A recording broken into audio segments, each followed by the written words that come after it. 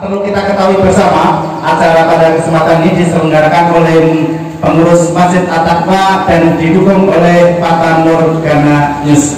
Jadi saya mengacu kepada lingkungan. Jadi ada yang mengatakan pembagian ini dilarang atau tidak dibagikan kepada non-muslim. Tergantung dari kurbannya yang mana, yang wajib atau yang sunnah. Kita terima hukum Allah, tinggal kita mengaplikasikannya sebaik mungkin supaya tidak ada kerenggangan sosial. Itu yang kedua, untuk kurban sama akikah itu yang kalau posisinya Idul Kurban itu yang diutamakan apa? Akikah.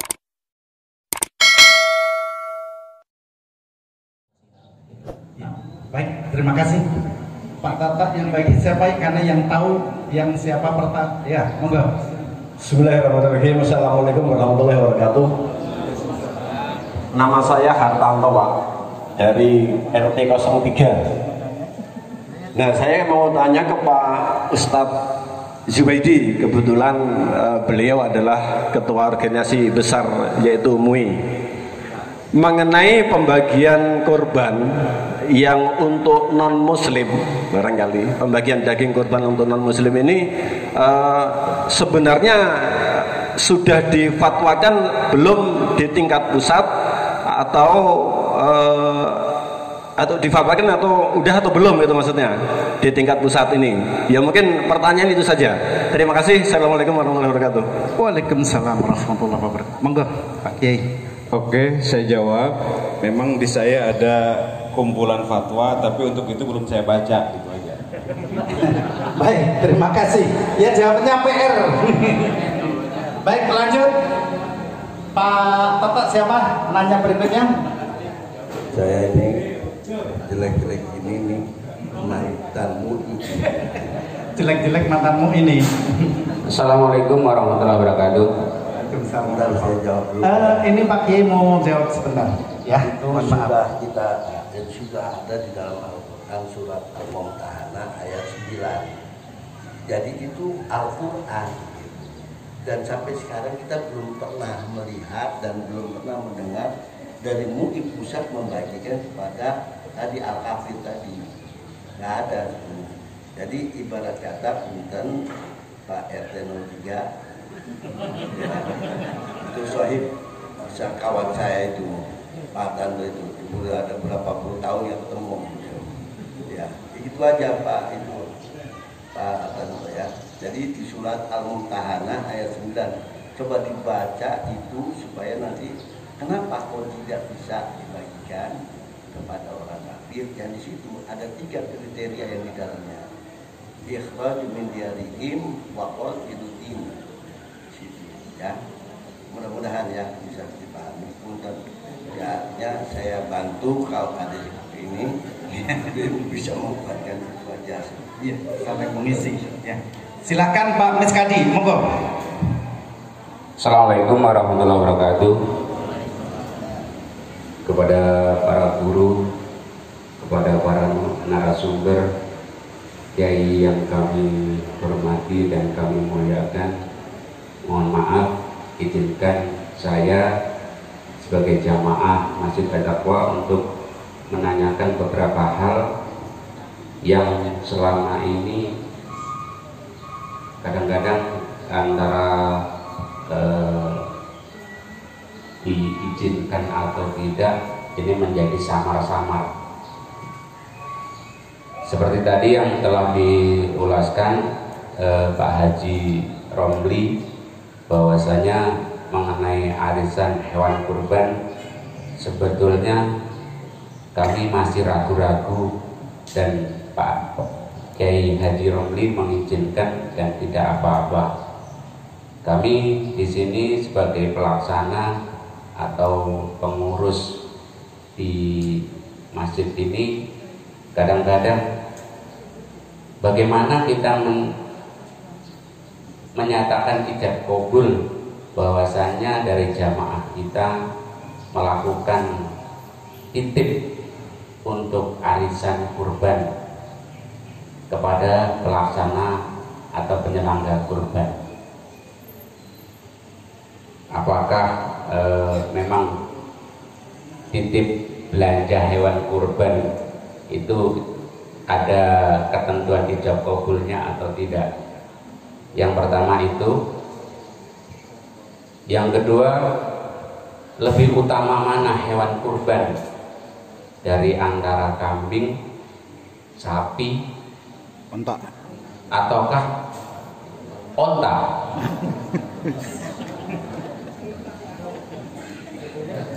Mohon maaf, itu yang kedua.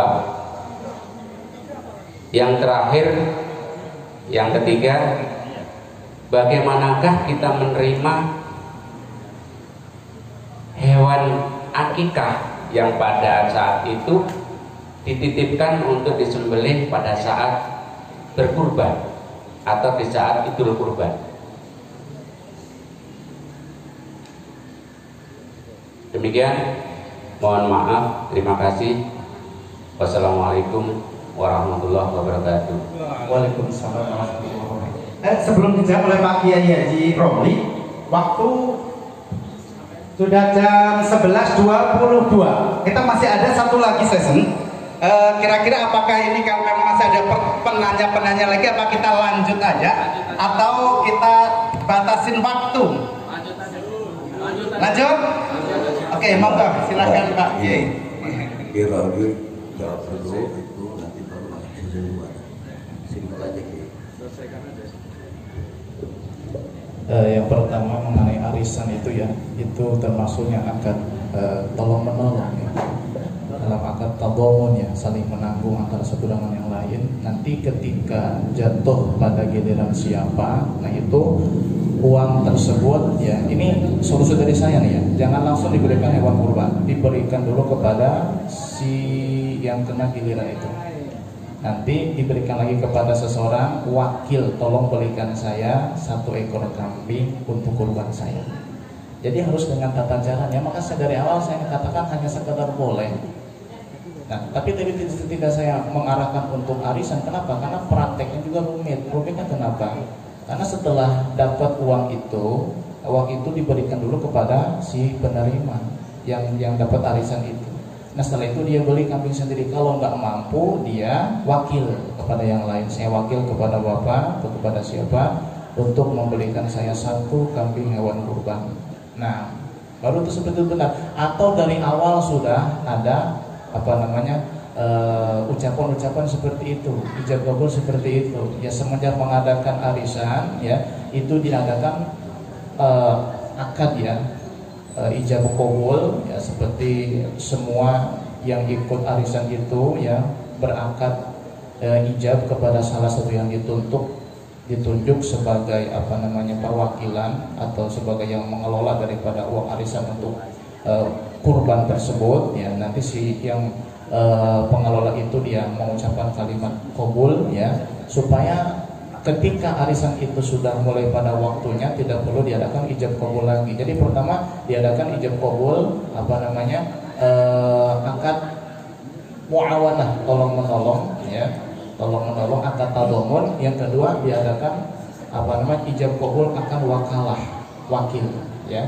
Jadi kami wakil kepada Bapak untuk memberikan pada saya atau untuk saya 1 hewan kurban seperti itu. Jadi itu salah satu teknis yang dilakukan. Nah, lebih utamanya mending nggak usah. Tapi kalau yang patut atau perlu diadakan arisan ya silakan. Hukumnya hanya mubah saja. Dan jika diniatkan baik pun bisa menjadi ladang ibadah, karena innamal a'malu binniyat. Tapi dengan 2 akad tadi, pertama akad ya menyerahkan uang setiap sebulan sekali ya, dengan nama akad tadomun yang saling menanggung. Kemudian yang kedua akad wakalah, mewakilkan.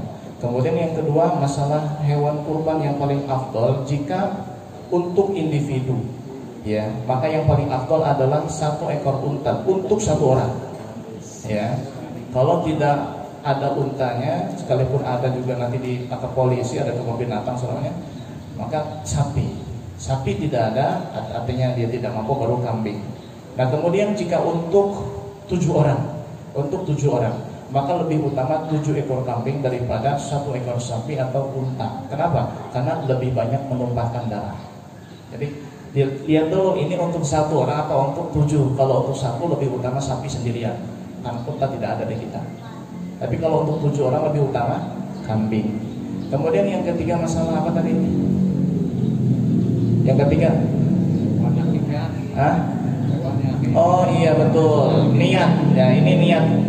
Si penyembelih harus niat pada saat menyembelih hewan tersebut. Apakah ini hewan kurban atau hewan akikah? Jangan asal beset-beset aja.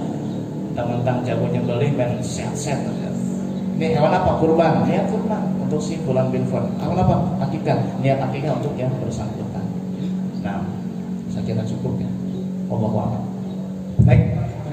Saya tambahkan lagi biar lebih jelas. Nah, kemudian dari kriteria hewan kurban dari mana yang lebih utama, kemudian ada pertanyaan lagi mungkin, apakah laki-laki apa perempuan yang paling utama? Nah, di dalam referensi kita fikih itu yang pertama paling utama adalah laki-laki, yang kedua adalah perempuan, yang ketiga khunsa juga boleh, ada kelamin laki-laki dan perempuan juga boleh, ya bencong itu boleh, asalkan dagingnya bagus, yaitu kan jangan khunsa kemudian krempeng, nah itu harus yang gemuk. Assalamualaikum. Ya, Assalamualaikum warahmatullahi wabarakatuh. Ditujukan untuk Pak Ustadz Ramli, mata Allah bi kulli hayatin. Pernah terjadi jamaah titip uang untuk dibelikan hewan kurban. Hewan kurban Kurban itu berupa kambing dengan harga 2 juta. Lalu panitia membelikan ada yang 19, kan tersisa itu 1 juta. Bolehkah panitia menggunakan uang itu untuk keperluan yang lain? 100, menggunakan uang itu ya 100 untuk misalnya nombokin yang lain atau yang bagaimana? Saya tanya balik ya, karena pernah kejadian itu uang dikemanakan? Buat apa itu? Digunakan untuk beli kambing yang harganya kurang dari segitu. Gitu. Uang yang 100 itu sekarang wajib dikembalikan kepada yang turun itu. Nah, jawabannya. Terima kasih. Nah, saya tambahkan lagi, hendaklah yang arisan itu dipastikan semuanya itu adalah yang siap, yang sanggup, kemudian yang siap nyicil. Sebab nanti kalau tidak ikhlas atau ada kurang komitmen, itu khawatirnya di tengah jalan itu ada mogok. Ke yang pertama oke, nabung semua. Giliran yang kedua, nah kemudian nggak membantu. Nah, dan kemudian kita juga harus meniatkan jangan hanya untuk beli hewan kurban saja. Nanti khawatir ada sisanya tadi itu. Nah, nanti sisanya dikembalikan kepada yang tadi itu yang dapat gitu kan. Dan harus dipastikan semuanya komitmen supaya tidak ada unsur haramnya. Kalau ada unsur haram ya buat apa arisan-arisan. Jadi yang harus dipastikan semuanya mampu bayar arisan gitu aja. Saya tambahkan sedikit ya. Punten ini mau kuatkan saja. Awas ada perbedaan niat dengan nadar. Nadar itu jangan, maka nanti pada saat Bapak mau kurban jangan dinadarkan. Sebab kalau dinadarkan itu jadi wajib. Ijabun ma laisa biwajibin li amrin. Itu yang tadinya tidak wajib menjadi wajib karena segala sesuatu perkara. Makanya kalau Bapak niatkan itu untuk 7 orang menjadi apa supaya apa? Menabung untuk sapi. Lalu kalau Bapak niatkan nadar, maka itu tidak boleh diutak-atik untuk bisa menjadi hewan kurban. Itu karena nadar. Maka Bapak niatkan mudah-mudahan Allah memberikan rezeki, mudah-mudahan Allah menetapkan niat kita supaya bisa berkurban. Maka jangan dinadarkan.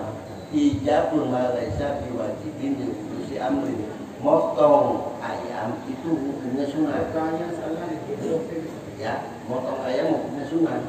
Tapi kalau bapak itu dinadakan, itu jadi motong ayam itu hukumnya wajib.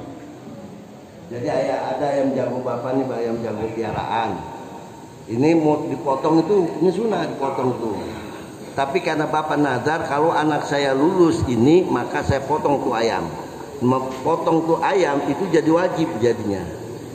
Itulah disebut ijabun malaysa biwajibin lihudusi amrin. Ya, itu yang namanya nazar. Maka oleh karena itu, mudah-mudahan bapak semua ini yang akan kurban, niatkan aja untuk bisa bersedekah kepada yang lain. Itu tidak dinadarkan, tetapi itu diniatkan untuk kurban, supaya bisa kesampaian dan supaya bisa rezekinya itu akan bertambah terus. Amin. Assalamualaikum warahmatullahi wabarakatuh. Mungkin saya sebelum yang lain saya coba bulannya ya pakai bentar. Klarifikasi dulu. Ya, assalamualaikum warahmatullahi wabarakatuh. Soalnya dari aki-aki ini pertanyaan ini. Soalnya saya 20 tahun, bahaya ini nanti buat pengurus. Jadi pertanyaan ini akhir-akhiran. Andai kata kita korban minta uang kepada jamaah 21 juta, itu berikut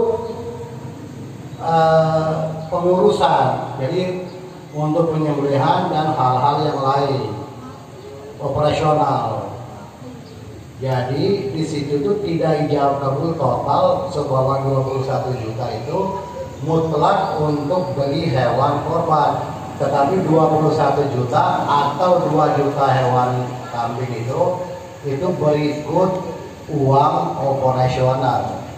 Apakah hukumnya itu kalau misalkan kita beli sapi atau kambing misalnya 19 atau beli sapi 20 juta dan sisanya dipakai uang operasional, hukumnya itu gimana? Jadi itu yang ini sebenarnya, karena belum pernah terjadi bahwa kita beli kambingnya 19 uangnya dipakai buat sendiri, nggak ada.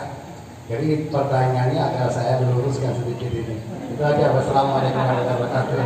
Ya, monggo Pak Dirami tadi pertanyaan, jadi diperjelas oleh Pak Hafiz tadi. Ya, kalau itu jelas, itu maksudnya ada ijarah, boleh silakan.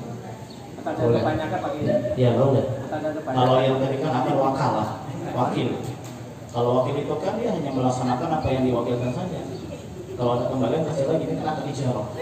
Ya, kalau tadi ada uang operasionalnya itu, artinya kamu bayar 3 juta, pokoknya kamu terima ya kurban 1 ekor kambing berikut biaya operasional, berikut upah daripada si penyembelih itu. Karena kan kulit pun nggak boleh jadikan upah, nggak boleh. Jadi kalau pengen harus si penyembelih dikasih upahnya dari biaya operasional itu akan ijarah.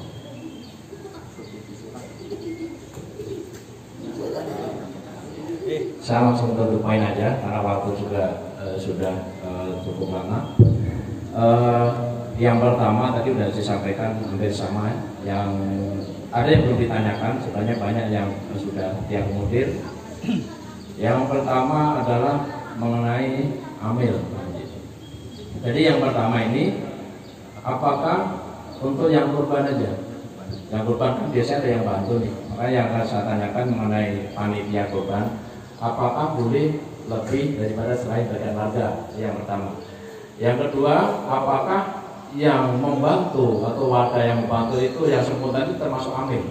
Jadi boleh juga dapat bagian selain bagian warga yang biasa kita bagi. Itu yang pertama. Yang kedua, apakah boleh seseorang atau pejabat tiba-tiba minta contoh kepala sapi terus ada yang potong dikasih?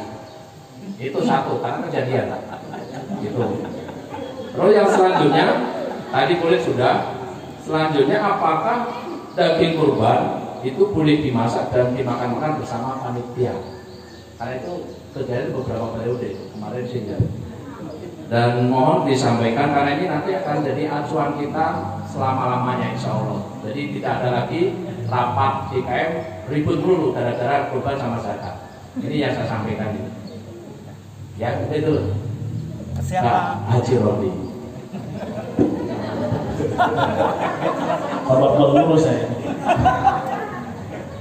Kita karena guru kita sudah datang ya, kita dengarkan dulu ya, apa yang mau beliau sampaikan. Silakan Bapak Yusuf.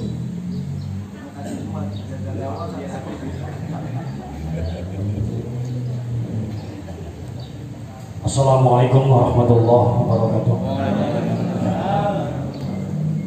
Sebelumnya saya mohon maaf atas keterlambatan saya, karena memang saya memenuhi undangan dulu yang pertama, yaitu di Yayasan Ar-Rahman SDIT Untaj, karena beliau mengadakan acara perpasan santri-santriwatinya. Dan insya Allah alhamdulillah, sekalipun keterlambatan saya masih menyempatkan diri untuk datang di Masjid At-Taqwa yang bertempat di Taman Cikande ini. Mudah-mudahan kita yang hadir di sini mendapatkan keberkahan dari Allah Subhanahu wa taala. Masalah perihal tadi pertanyaan yang telah ditanyakan oleh para murid tadi, kalau menurut yang telah saya baca, adapun yang telah dipaparkan oleh Al-Mukarram Kiai Haji Ahmad Ramli, saya katakan 100% alhamdulillah sesuai dengan fikih dan kaidah fikihnya. Adapun masalah tadi panitia yang setelah daging kurban itu dimasak bersama-sama dan dimakan bersama-sama, ya. Jangankan panitia, yang berkurban pun boleh mengambil sepertiga dari daging kurban tadi. Artinya diperbolehkan selama bukan kurban nazar, artinya kurban yang diwajibkan. Tuh, cukup jawaban dari saya. Selesai. Insya Allah mudah-mudahan manfaat. Assalamualaikum warahmatullahi wabarakatuh. Dan yang kedua tadi saya lupa ya, mohon maaf. Apakah diperbolehkan ulama ataupun pejabat minta kepala? Ya selama kalau memang pembagiannya masih ada ya silahkan. Silahkan Pak. Gitu kan. Karena masalah kurban sebetulnya bukan untuk hanya orang fakir miskin. Ketika berbicara orang yang kaya pun mungkin tadi, selama dia masih umat Islam silahkan kasihkan toh dia.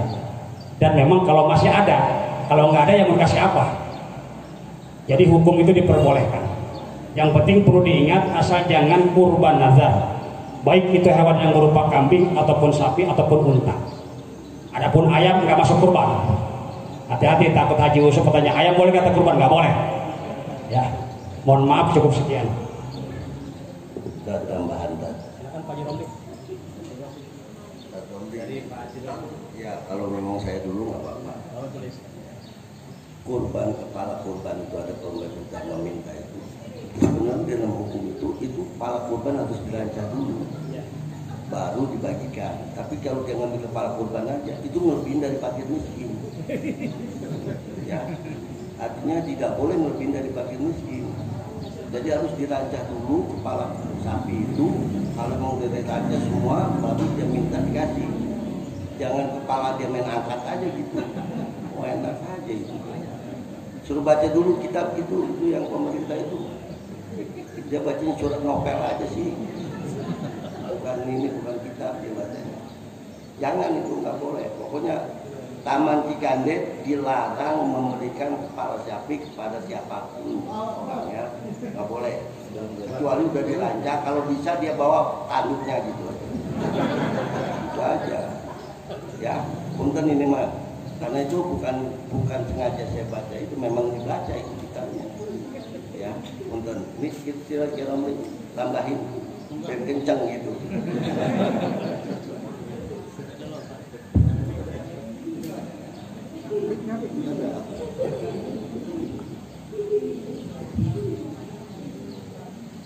Assalamualaikum warahmatullahi wabarakatuh. Saya ingin menambahkan, ya, saya juga baca-baca. Memang prioritas utama masalah pendistribusian daging kurban itu amrullah isal fakir, prioritas utama. Tetapi di dalam fikih itu ada boleh dimakan sepertiga, kemudian boleh dihadiahkan sepertiga, dan sepertiganya disodakokan. Tapi dengan syarat tadi itu, yang fakir miskin udah kebagian semua. Kalau belum kebagian, jangan sampai angkat kepala, gitu kan. Tapi andai kata, misalkan, ya di sini melarang, yaitu bukan kewenangan syari, tapi nggak etis saja barangkali. Sebab syariat itu membolehkan. tetapi bukan disedekahkan, dihadiahkan. Ya, tetapi dengan syarat tadi itu, fakir miskin harus didahulukan. Mu'at'imul ba'isal fakir. Nah, di dalam aturan fikih itu boleh. Saya sering lihat di kampung-kampung dulu ada seorang kiai menyembelih, kemudian dia dikasih kepalanya. Ya kan? Saya sering lihat juga, gitu kan. Jadi nggak masalah sebenarnya. Andai kata kita mau melarang itu biar tidak ada cemburu sosial. Motifnya adalah kalau dihadiahkan ke yang kaya itu ya mungkin tujuan syariatnya supaya dia berkorban nantinya, mungkin seperti itu. Hapunten gitu kan. Itu adalah saya mengkuatkan atau nabi mengklarifikasi dan saya usul itu kan menyetujui gitu. Tetapi dengan cara itu kira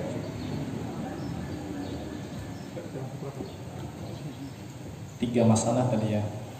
Satu, kepala kurban. Dua, daging kurban buat nyate. Tiga, masalah amil zakat. Kepala kurban ini saya ulangi yang dari awal sudah saya sampaikan, Pak. Kurban kan ada yang wajib, ada yang sunnah. Hukum asalnya sunnah, bisa menjadi wajib jika dinadarkan. Pendistribusinya pun berbeda. Kalau itu kurban sunnah, catatan penting, wajibu tasadduqu 'alal fakiril muslimi walau yasiran min lahmi. Kurban yang sunnah itu sebagian daripada daging wajib disodakohkan. Ini beda. Bahasa ihda, memberikan hadiah, dan sodakoh ini beda. Kalau sodakoh kepada fakir miskin, kalau ihda kepada orang mampu. Nah, kalau hewan kurban yang sunnah, sebagian di sini kata para ulama yang wajar lah, bukan hanya satu potong daging, 1 kilo lah, sedang 2 kilo. Sebagian dari kurban yang sunnah itu wajib disodakohkan kepada fakir yang muslim. Sisanya, nah ini buat pakai hajatan pun gak apa-apa. Kenapa? Kita sudah menggugurkan yang wajib. Tapi kalau kurban wajib disodakohkan semuanya. Berarti yang berkurban gak boleh makan, orang mampu pun gak boleh dapat hadiah. Wajib sodakoh kepada fakir dan miskin. Nah itu berarti ya perbedaan pendapat ya wajar lah. Namanya juga ada forum seperti ini, tapi kita tetap nanti makan bersama ya, insya Allah ya. Ada makan kan? Seharusnya ada, karena sudah waktunya makan. Nah, jadi untuk masalah kepala itu pun ya boleh, tapi dengan dasar ihda, ya. Dan catatannya itu kurban sunnah. Nah, kurban sunnah bukan atas nama tapi ihda, ya. Ihda, memberikan hadiah. Ya, pejabat kan orang kaya, tapi kan masa nggak malu pejabat kita kepala, bukan nyumbang malah minta, kan gitu. Ya, memang tidak etis lah. Cuman ya secara hukum boleh ya boleh. Dengan catatan tadi, sebagian dari daging yang sunnah itu sudah disodakohkan kepada yang fakir dan miskin, yang muslim. Kemudian yang kedua, daging buat yatim sudah selesai. Yang penting yang wajibnya dulu tuh keluarin. Nah sisanya, termasuk ini mohon maaf ya, yang sepertiga itu ya kesunahan saja. Karena ada 3 cara. Salah satu yang dibagi 3, sepertiga buat dimakan sendiri, sepertiga buat sedekah fakir miskin, sepertiga buat hadiah kepada orang yang mampu. Ada cara yang lain. Cara yang lain itu yang berkurban sedikit makan, sisanya sedekah semua kepada fakir miskin. Ada cara yang ketiga, yang berkurban sedikit makan, sisanya dibagi 2, buat hadiah dan buat sedekah. Itu kalau yang sunnah ya. Kalau yang wajib sedekah semuanya. Jadi buat nyata pun gak apa-apa. Nah, pernah ada kejadian, mohon maaf ini, entah di mana ada seorang tokoh, dia menyembelih hewan kurban. Si tokohnya pun nggak dikasih, atau dikasih tapi kan statusnya bukan fakir dia. Nah sisanya itu kambing buat pakai hajatan, ini nggak boleh. Kenapa? Yang wajibnya belum dikeluarkan. Kan udah dikasih kakinya kepada ustaz kan nggak fakir. Ya, kecuali kalau ustaznya fakir. Yang kedua masalah amil. Amil itu saya bacakan definisinya di sini. Ya, saya sampai jam 2 malam ini nulis surat adat seperti ini ya, biar ngomongnya nggak ngelantur ke sana sini gitu. Nah, untuk amil itu definisinya apa? Dalam kitab Fathul Mu'in bersama anaknya sebutkan Amil itu adalah man yab'asuhul imamu li akhdhiz zakati, orang yang ditugaskan pemerintah untuk mengambil zakat, mengumpulkan zakat, membagikan zakat. Berarti kalau amil yang ada di masjid ini seandainya tidak mendapat legalitas dari pemerintah, itu bukan amil syar'i, itu amil jadi-jadi.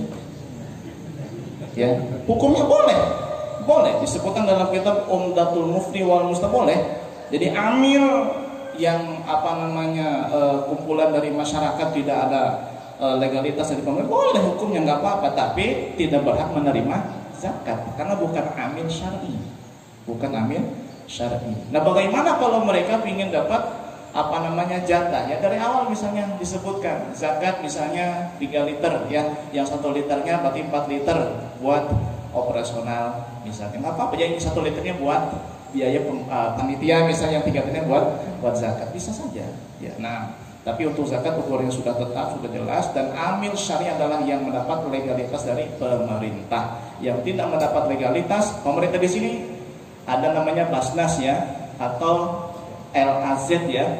LAZ adalah Lasnu dan sebagainya. Nah, itu juga sudah termasuk amil syari dan kita bisa mendaftarkan ke sana dan supaya nanti ambil di sini dapat bagian dari zakat tersebut. Wallahu a'lam. Apa? Tadi kan ya khusus kurban aja sama juga. Enggak. Kalau kurban mah ya tadi boleh jadi yang ada amil itu jadi zakat saja. Amil syari itu jadi zakat saja. Ya. Kurban nggak ada. Jadi asnaf samaniyah itu berlaku di dalam zakat. Kalau di dalam sab kurban nggak berlaku tuh asnaf samaniyah. Memang diutamakan fakir dan miskin. Yang lain daripada itu maksudnya agniya. Nah. Wallahu a'lam. Ya, satu lagi. Mohon maaf nih, waktu tinggal sebentar. Satu lagi karena kita ada waktu makan bersama. Makanya silakan. Satu lagi ya. Satu pertanyaan lagi. Ya. Assalamualaikum warahmatullahi wabarakatuh. Mungkin pertanyaan ini mungkin siapa aja lah yang menjawab dari yang narasumber, karena dari narasumber tadi tidak menyebutkan atau menyampaikan bagaimana kalau kurban itu mengatasnamakan yang meninggal. Karena ada saya mendapat keterangan, artinya boleh untuk yang sudah meninggal, tapi kalau berwasiat. Dan ada juga yang menyampaikan boleh walaupun tidak berwasiat. Tolong mungkin dalil yang lebih kuatnya yang mana? Karena mungkin ada dari saudara kita yang ingin berkurban atas nama orang yang meninggal. Itu saja, mungkin ada atau tadi. Ya, mohon maaf, menambahkan satu lagi pertanyaan Pak Dimas. Ini perihal kulit korban, yang dimana selama ini kami selaku panitia ini dengan cara kita mengumpulkan semua jamaah yang berkorban, kemudian kita ijab kabul untuk kulit diminta salah satu dari kepengurusan dari panitia. Misalkan contoh Bapak Priyatmoko yang meminta kulit ya, dari seluruh kulit yang ada di korban pada tahun saat itu ya. Kemudian kulit tersebut karena sudah ijab kabul, sudah resmi milik Pak Priyatmoko. Kemudian Pak Priyatmoko memberikannya kepada Masjid At-Taqwa. Selama ini kita seperti itu. Apakah sudah sesuai dengan syariat? Kalau memang belum syariat, adakah pengelolaan dan penyaluran kulit ini yang lebih abdul? Mungkin untuk semua narasumber silakan untuk bisa memberikan keterangannya. Terima kasih.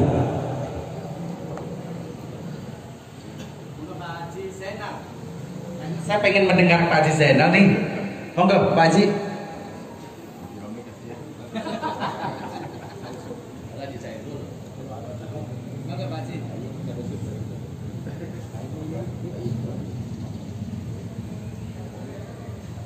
Karena kayaknya narasumber yang satu belum banyak bicara, monggo Pak Haji Yusuf dengan segala hormat bisa memberikan jawaban dari penanya. Monggo.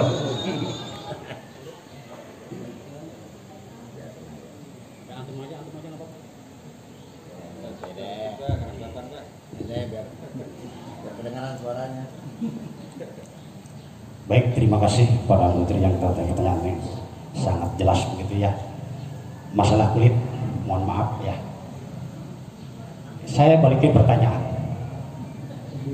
Kulit di sini, apakah yang memberikan yang berkurban atau panitia? Kalau yang berkurban dan yang diwakilkan itu jelas berbeda. Kalau yang berkurban, masalah kulit maupun kepala, maaf, itu tidak bisa dijual apalagi untuk ujroh si penyembelih tadi. Tuh. Adapun karena di masyarakat di sini kebanyakan ketika kulit dibagikan kepada yang berhak untuk diberikan, baik itu fakir maupun miskin, kebanyakan masyarakat tidak bisa ngolah. Kebanyakan. Maka tergantung panitia. Terserah, artinya mau dijual untuk kebutuhan sewaktu dalam keadaan kurban tersebut, yang penting jangan diniatkan untuk ujroh si penyembelih tadi. Artinya ujroh itu upah. Kebanyakan kan kalau di perkampungan atau perdesaan, ketika yang menyembelih itu, nih katanya yang menyembelih nih upahnya kulit saja. Ini tidak diperbolehkan, sama saja yang kurban tidak berkurban, tetapi masuk ke sedekah biasa. Ya, ini mohon maaf. Adapun masalah tadi, ya memang sedikit saya bertentangan dengan Pak Kiai Haji Saiful Bahri, tetapi insya Allah untuk rahmat semua. Maksud yang saya kemukakan tadi diperbolehkan, artinya kepada orang yang seperti orang kaya, baik kepala desa ataupun aparatur dari kecamatan, sering kadang-kala yang minta kepala. Itu bahasa ihda, Pak. Artinya untuk hadiah. Itu sudah kebiasaan di kita.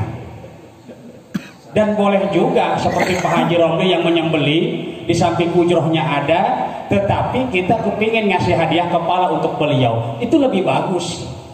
Karena kiai juga sama punya leher.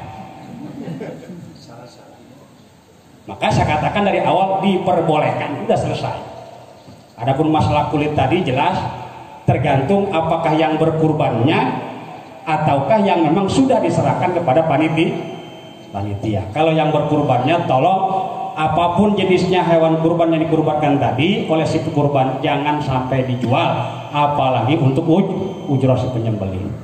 Cukup, yang insya Allah nanti di penambahan dari Al Mukarram ke Jaman Sil Abidin. Masih satu lagi Pak Haji, yang untuk yang sudah meninggal, yang sudah meninggal itu diperbolehkan Pak.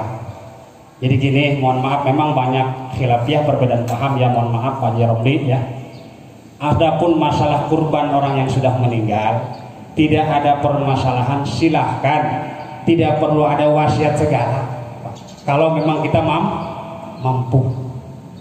Nah, cuman memang lebih bagusnya selagi kita masih hidup. Tidak jauh berbeda seperti akikoh. Silahkan Pak. Yang penting jangan dinazarkan. Saya khawatir kalau nazar tadi tuh, takut kapan nyembeli keenakan makan daging juga. Nah ini, yang penting udah niatkan saja niat untuk berkurban almarhum ataupun almarhumah. Yang penting niatnya kita dengan baik. Terutama jangan sampai ada niat hal-hal yang seperti gini. Misalkan contoh, kalau anak saya masuk kerja di Nikomas, maka tahun depan saya akan nazar untuk berkurban. Kemudian terlaksana, maka hewan kurban tadi masuk ke nazar, artinya hukum termasuk wajib. Itu tidak boleh dia untuk memakan sedikit pun. Alangkah lebih baiknya seluruhnya itu disodakohkan. Nah, insya Allah cukup ya. Jadi masalah yang udah meninggal ataupun yang belum meninggal itu silahkan Pak, nggak perlu ada wasiat segala, silahkan. Kalau toh Bapak mampu silahkan. Dan insya Allah nantilah lebih jelasnya nanti oleh guru-guru kita nih. Ini senior semua, gitu kan. Cuman saya simpel hanya untuk mempersatukan umat, jangan sampai ada perbedaan paham ini akhirnya digodok-godokan, gitu kan. Lebih baik kita bersatu Kenapa? Karena al-jama'atu rahmatun wal furqatu azabun. Ketika kita ada kebersamaan, insya Allah jadi rahmat kasih sayang Allah, tapi perpisahan perpecahan akan menjadi siksaan untuk kita. Insya Allah at-taqwa selalu bersatu. Amin. Ya, selesai. Ustaz, sedikit langsung interogasi. Tadi pertanyaan dari Akhinul Kiram Pak Toto, ketika orang yang berkurban kita kumpulkan di masjid dan salah satu orang yang di masjid minta kepada sahibul korban kulitnya, ke bawah saya minta seluruhnya. Iya, saya minta kulit, itu hukumnya gimana? Nah, dan setelah itu sama orang tersebut itu dijual dan uang itu diserahkan kepada Madrasah Ta'limul Quran. Jadi itu gimana lebih afdal? Sebab kulit itu tidak langsung dijual, tetapi minta dulu dan atas persetujuan yang sahibul korban, setelah udah jadi pribadi dan dia jual dan uang itu diserahkan kepada Madrasah Ta'limul Quran. Itu biar mohon penjelasan agak spesifik. Assalamualaikum warahmatullahi wabarakatuh. Waalaikumsalam. Ya, kepada tadi pertanyaan mengenai tentang berkurban untuk orang yang telah wafat, itu hukumnya baik, boleh, sebagai waladun solehin yad'ullah, sebagai doa anak yang soleh. Untuk mengenai tentang kulit, saya serahkan kepada Pak Ustadz Haji Romli. Saya lagi makan. Demikian. Wassalamualaikum warahmatullahi wabarakatuh. Waalaikumsalam warahmatullahi wabarakatuh. Saya menyempurnakan bagaimana bahkan sajalah. Pertanyaan yang pertama, jawabannya adalah memang boleh kita berkurban untuk orang yang sudah meninggal.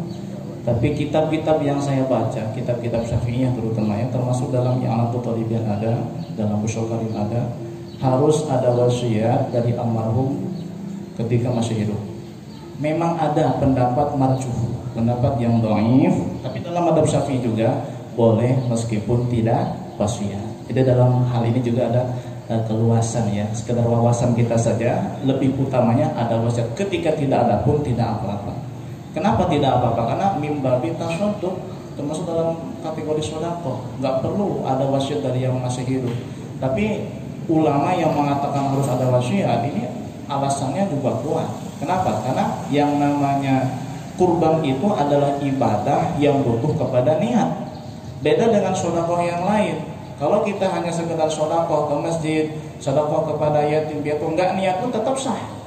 Memang dari pahala mungkin berkurang, tapi untuk kurban ini ibadah yang butuh kepada ibadah tahtaju ila niyah, ibadah yang butuh kepada niat. Berarti tidak sama secara umum dengan sedekah yang lain. Jadi harus ada wasiat. Ini pendapat yang kuat ya, tapi pendapat yang marjuh, yang dhaif mengatakan tidak apa-apa meskipun tidak ada wasiat.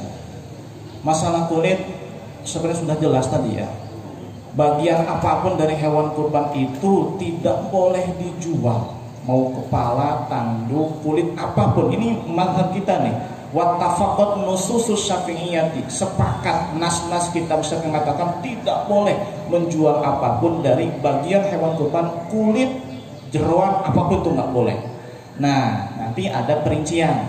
Seandainya yang menerima kurban itu adalah fakir, maka dia boleh mengelola kulit atau kurban yang dia terima itu dijual, tapi kepada muslim, atau dimasak buat makan sendiri, atau disedekahkan, atau dihadiahkan kepada yang lain. Tapi kalau yang menerima orang yang mampu seperti Pak Priyato, kan orang mampu ini, mampu atau fakir?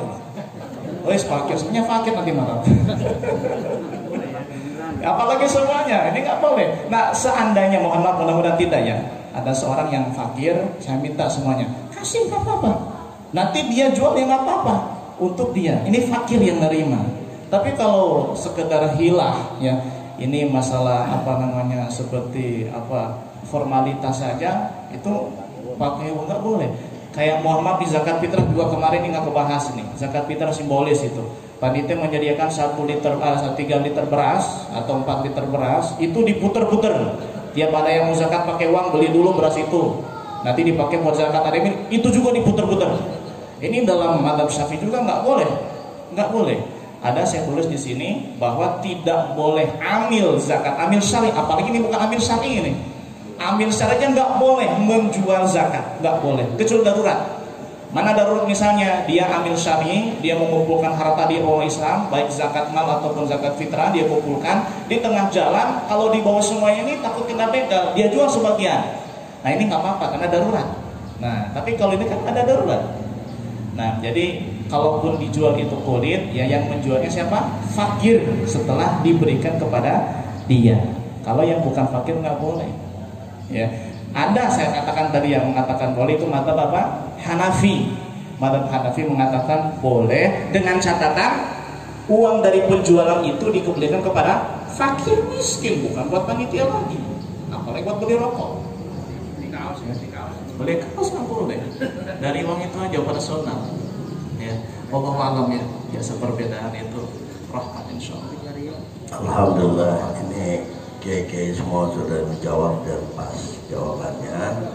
Yang jelas begini, ini kayaknya orang tua kita yang meninggal nggak ngebebanin kita yang masih hidup. Sebab jarang wasiat orang tua yang kita meninggal nanti kurban ya kalau saya udah meninggal ya. Kayaknya nggak ada wasiat gitu.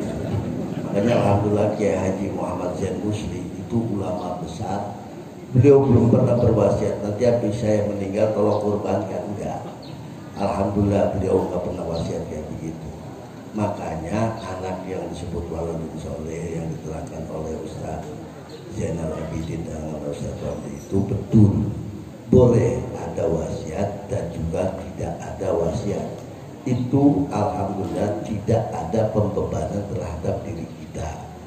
Coba nanti bapak semua mau meninggal sekarang wasiat aja semua, beban itu untuk anak semua itu. Kalau punya duit, kalau enggak jangan dibebani anak-anak itu dan kita. Ya oleh karena itu ibu-ibu semua, bapak-bapak, mudah-mudahan pertemuan ini menjadikan hikmah bagi kita semua. Pertemuan ini, para kiai ini sebenarnya dari malam baca kitab yang ditanya itu aja. Tapi insya Allah jadi bekal kita semua. Dan nanti pada saat kita kurban tinggal aplikasikan sebenarnya. Ya, silakan ada yang tanya lagi ini. Habib, ini saya mau tanya ini. Assalamualaikum warahmatullahi wabarakatuh. Tadi dijelaskan bahwa kurban itu ada kurban wajib, ada kurban sunnah. Di masjid ini itu yang diterima kurban wajib, kurban sunnah itu nggak jelas. Nggak jelas. Artinya orang itu taunya titip uang aja, ya. Nanti panitia yang mengelola. Kemudian ada satu lagi, yaitu kurban, bukan kurban, tapi akikah. Semuanya disembelih bareng, ya, dikumpulkan dagingnya bareng, kemudian dibagi secara berbarengan. Itu hukumnya gimana? Assalamualaikum warahmatullahi wabarakatuh.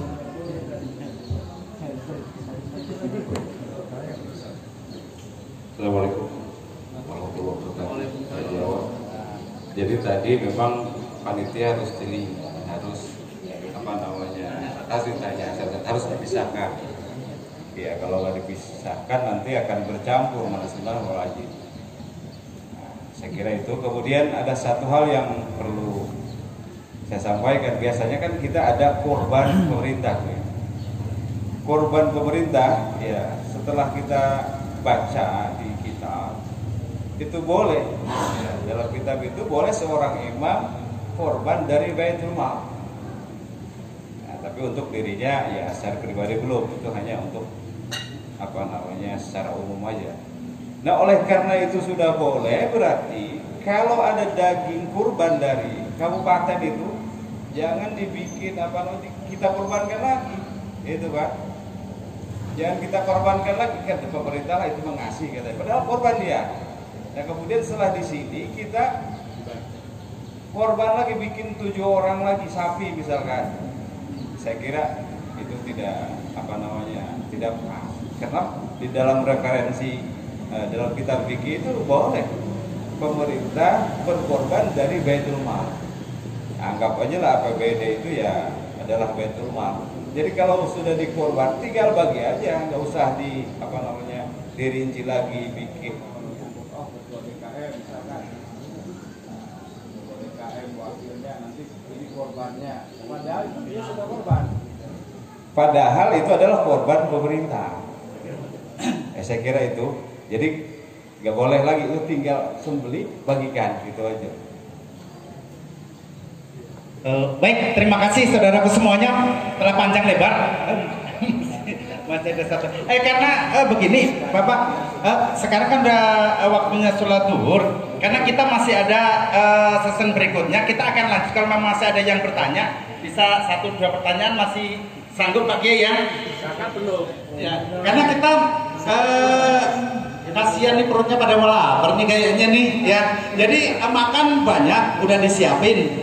Sholat duhur belum ya, jadi kita sholat duhur dulu, habis sholat duhur kita makan bareng ya, makan bareng itu udah siapin panitia, ada banyak, untuk 200 orang masih cukup ya. Jadi tolong Bapak jangan pulang ya, makanan banyak, kasihan nanti panitia ini. Dan nanti kita akan lanjutkan lagi setelah duhur. Kita tutup sekian sedikit dulu Pak, dikit aja sedikit ya. Nah ini agak melenceng sedikit nih karena saya lihat ini banyak yang rokok, ini masalah rokok nih Pak. Nah ini kebetulan Pak Ustadz Ramli dong yang ngerokok nih. Ini perlu juga nih, karena saya tadi dari rumah gak berani bawa rokok, Pak, takut diomelin ini sama Ustadz pakai kiai ini. Makanya ini aja nih keterangan sedikit aja nih supaya rekan-rekan yang ada di sini nih ngerokok dan tidak merokok nih hukumnya seperti apa. Itu terima kasih Pak.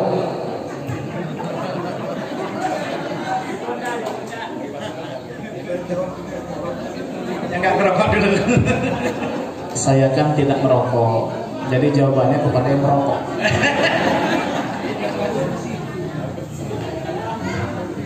Kalau untuk rokok memang sudah ada fatwa MUI-nya. Kalau yang sehat-sehat saja boleh, kecuali ibu sudah hamil atau punya penyakit bawaan kayak menge atau misalkan paru-paru, jantung, itu haram. Anak-anak juga adalah haram. Itu sudah ada fatwanya. Jadi hukumnya bagi yang sehat, fit, makruh saja. Cukup yang makruh Pak Sepeng ya, makruh.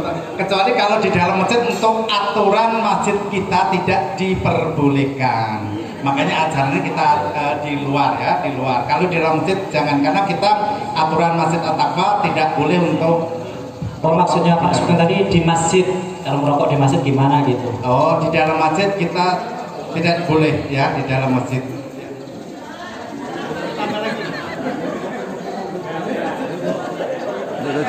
Dulu terima kasih. Wassalamualaikum warahmatullahi wabarakatuh. Kita lanjut setelah sholat zuhur dan makan bersama.